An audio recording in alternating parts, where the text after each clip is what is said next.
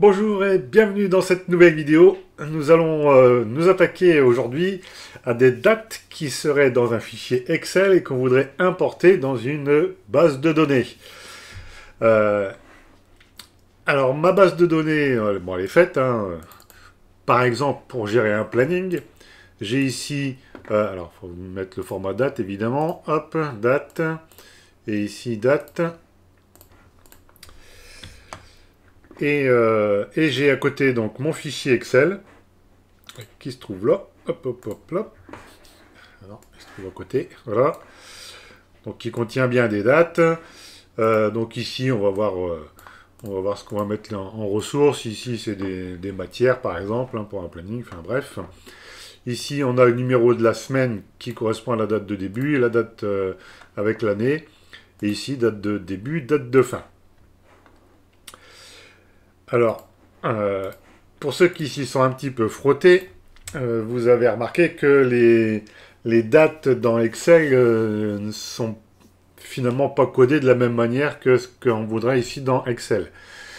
Ça va nous renvoyer une chaîne de caractères, et puis si on n'y prend pas garde, par exemple ici, si je reprends le fichier, si je mets directement ce contenu dans une variable de type date, je vais avoir dans ma chaîne 06/02/20 et pas 23. Et donc ça ne sera pas interprété comme une date. Voilà le problème. Donc, comment faire pour importer quand même nos données dans notre base de données? Voilà la question. À 1000 francs. Francs suisses. Hein.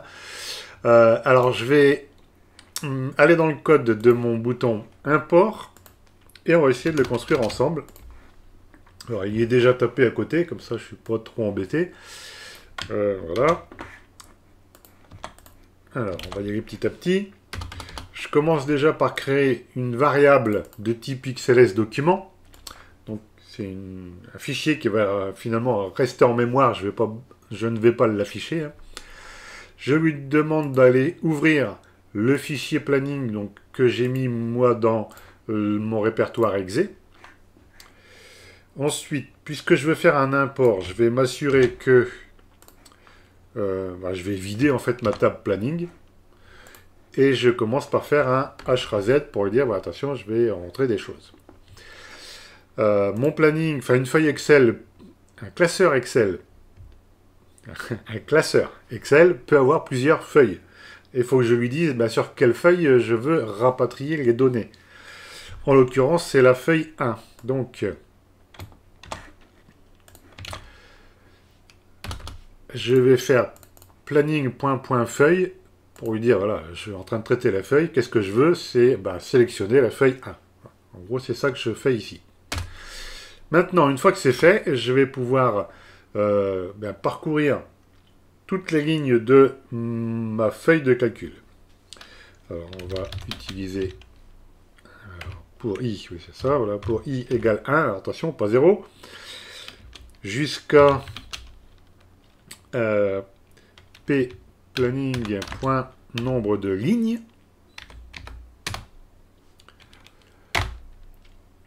Alors, faut pas qu'il y ait de lignes vides. J'ai pas fait le test, mais s'il y a une ligne vide, je pense qu'on va pas importer tout. On va regarder. Donc, on a ça. Et maintenant, il ne nous reste plus qu'à remplir notre T-planning, par exemple, avec les données en question. Voilà. Date de début, etc. etc. Alors, on va y aller petit à petit, comme tout à l'heure. Pour ramener les données, qu'est-ce que je vais utiliser? Je vais utiliser la fonction XLS données. Le i va correspondre à la ligne et la valeur fixe que je mets derrière correspondra à la colonne. Alors évidemment, il faut que je m'assure que ce soit pareil. Ensuite, il va falloir que je récupère les données de la date dans une chaîne de caractères, que je transforme cette chaîne en date et que je puisse ensuite le basculer dans mon planning, dans ma table. Alors là encore, je reviens ici, je vais copier tout ce que j'ai fait.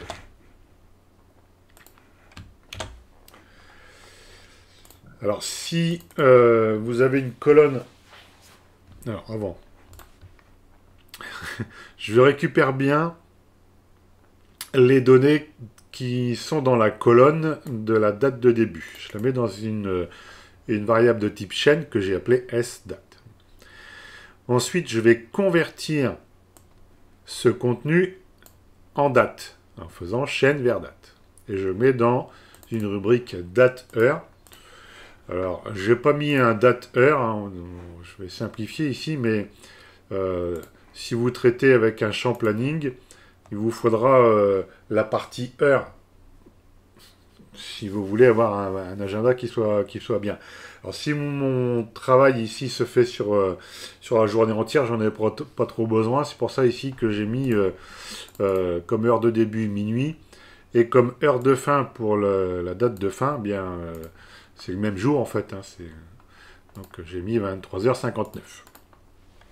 Bon, après, ça sera à vous d'ajuster en fonction de ce que vous avez comme base de données. Je vais récupérer le reste, c'est-à-dire l'année. Alors, c'est pas l'année que j'ai mis, c'est quoi? L'année avec un S, pourquoi pas. Donc, je récupère le numéro de la semaine ainsi que l'année. Et il me reste à ajouter ces données-là au planning. Une fois que c'est fait, je vais afficher un petit toast affiche et je vais fermer mon document que j'ai ouvert ici. Parce que sinon, il va rester dans la RAM ouvert avec des... Bon, hein, vous voyez après tout le toin-toin, on va être embêté. Donc normalement, si j'exécute ça, je devrais remplir ma petite base de données. Hein. Alors, hein, je vais vous montrer qu'il n'y a rien dedans pour l'instant. Hop, elle n'existe même pas, elle n'a pas été créée. Hein. Alors, je vais lancer ma fenêtre. Je vais cliquer sur mon petit bouton. Et attention, hop, import, OK. D'accord. On va vérifier. Je viens là, WDMap. Et il m'a bien rempli mon fichier avec les bonnes dates. Hein, vous voyez, tac, tac, tac. Alors ici, il m'a mis journée entière parce que... Alors, je ne l'ai pas indiqué là. Hein. La journée entière, hop. C'est parce que, en fait, par défaut, je lui dis que la valeur était 1. Voilà, comme ça, je n'ai pas besoin de l'envoyer dans les paramètres. Voilà. Voilà ce que je voulais vous montrer pour cette petite vidéo. Et c'est une question qui revient souvent, hein, ça, dans les forums. Bon, après, on peut transformer dans Excel la version date, mais bon, le principe, c'est que si vous avez une exportation d'Excel, qu'on n'ait pas à retravailler ce fichier-là, quoi. Vous voyez? Donc, il n'y a pas d'autre méthode. Hein. Alors, ne cherchez pas non plus à utiliser... donc là, oui, il me fait un problème à cause de la date heure. Hein.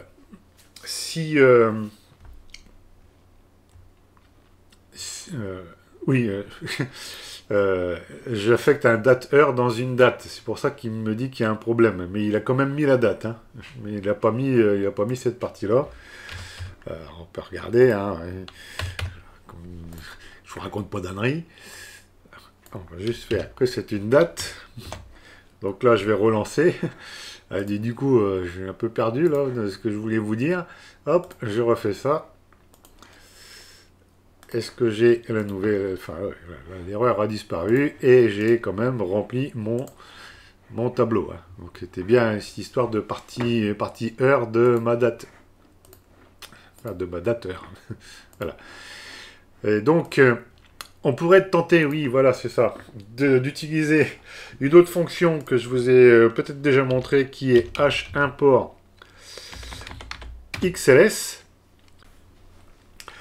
Bon allez, à la demande générale, on va regarder quand même ce que c'est que cette fonction himport XLS. Parce que je vois bien qu'il y en a qui préféreraient d'avoir qu'une seule ligne de code, et hein, je vous connais bien quand même. Alors on va regarder quand même si on peut faire ça. On va créer un bouton. On va l'appeler judicieusement import 2. Et on va lui mettre du code. Alors évidemment, je l'ai tapé déjà, hein, parce que je vous voyais venir quand même. Alors je fais comme tout à l'heure, je supprime ma table planning et puis j'importe. Alors du coup ça j'en ai même pas besoin. Alors je vais faire quoi, hein, ma fonction elle fait quoi? Elle va aller importer des fichiers dans tes plannings. Enfin elle va aller importer une feuille dans tes plannings. Une feuille de classeur. Je lui passe en paramètre le répertoire. Enfin le répertoire. Le chemin de mon fichier Excel. Et donc, comme vous pouvez le voir, je lui passe un XLSX, alors que si vous utilisez l'assistant, il va juste vous proposer XLS. Bon, à voir hein, si ça marche dans tous les cas, hein, quand même. Le paramètre suivant, c'est le numéro de la feuille. Et ensuite, c'est l'ordre des colonnes telles qu'elles sont dans votre fichier Excel. Donc, ma première colonne, on l'a vu, hein, c'est la ressource, le titre, date de début, date de fin, numéro de semaine et l'année. Donc, il faut lui dire que c'est dans cet ordre-là que se trouvent les données de mon fichier Excel, de manière à les importer dans le bon ordre. Où ça donc? Dans le fichier de tes plannings. Hein. Alors, évidemment, moi, j'ai pris le même ordre. Hein. Je sais de pas trop m'embêter, je lui mets le même ordre. Et puis je lui demande de faire un import normal et puis c'est tout. Alors Thierry, est-ce que ton code maintenant fonctionne avec juste une ligne de code, hein? Que tu nous as embêté avec une boucle. Hop, alors j'ai pas mis de toast affiche pour dire que c'était bon, mais on va dire que c'est bon. C'est pas là, c'est ici. Un clic droit ici, WD map. Voilà, il a bien apporté les données, les dates. Visiblement, il s'est pas trompé, hein. Alors, on va quand même être sûr de notre coup là. Je rajoute un bouton que j'appelle rase et on va supprimer le contenu de tes plannings.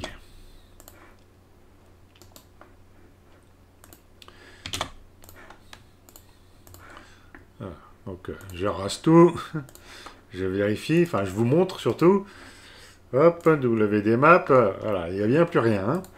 Il n'y a plus rien, je relance, j'importe mon numéro 2, et je retourne ici pour voir le résultat. Il a bien importé toutes mes données. Voilà, donc en fait, il ne faut pas trop s'embêter. À ceci près, c'est que si vous avez dans votre fichier Excel des lignes vides, eh bien, il va vous importer la ligne vide en écrivant nul, nul, nul dans chacune de vos rubriques. Alors forcément, là, ça coince un peu. Donc, alors après, dans l'assistant, il faudrait quand même que je vous montre l'assistant on va le mettre là. H import Excel. Bon, on va aller rechercher le fichier. Donc, vous voyez ce que je vous disais, là, par défaut, le filtre, il est sur XLS. Donc, je vais lui demander sur... le XLSX, ouvrir. La feuille importée, c'est la numéro 1. Et donc là, il faut sélectionner dans le bon ordre les choses. Numéro de semaine, année. Hop, suivant. J'ai pas mis de jauge. Et là, si vous aviez des colonnes, des noms de colonnes dans votre fichier Excel, vous pourriez dire, voilà, j'ignore la première ligne, par exemple. Tester les boutons, initialiser les rubriques et recréer les fichiers avant importation. Bon, voilà, on peut faire tout ce qui, tout ça par défaut quoi. Voilà, si je termine, donc vous voyez que là, par défaut, vous êtes obligé de remanier quand même l'ordre des colonnes parce que là, si je fais ça là. Vous montrer, je suis sur le bouton rase. Si je fais ça et que je reviens dans mon fichier WDMap, là il a importé n'importe quoi. Hein. Donc méfiez-vous quand même de l'assistant et remaniez l'ordre des colonnes telles qu'elles sont sur votre fichier sur votre fichier Excel. Alors, je ne sais plus si je l'ai dit, mais si vous avez donc des lignes vides, moi, ma méthode, je l'aime bien, parce que du coup, je vais pouvoir tester si la date que je suis en train de lire, elle contient quelque chose. Si elle contient rien, eh ben, j'importe rien. Ça m'évite de faire du retraitement derrière, qui pourrait être peut-être problématique. Et ça m'évite de retravailler mon fichier Excel. Voilà ce que je voulais vous dire aujourd'hui.